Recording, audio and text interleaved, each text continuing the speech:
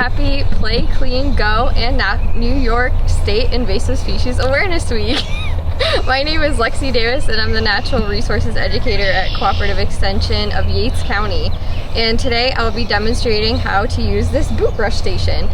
So boot brush stations are really key in preventing the spread of invasive species. So invasive species are species that are harmful to the environment, the economy, and wildlife and humans, and are non-native to this area.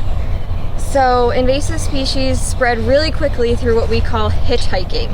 So hitchhiking is when the seeds or fragments of the species stick to your boots, and then if you don't wipe your boots off or clean your boots, where you go the next time after you hike on that trail, the invasive species are going to be introduced there. So it's really important to clean your boots off before you hike on the new trail or walk on the new trail, and after you leave the trail.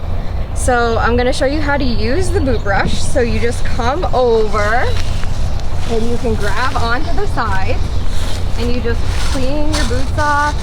Make sure you get the bottoms, the sides, all around. The other one. And that's it. So play, clean, go. Make sure to keep the adventure and leave the invasive species here.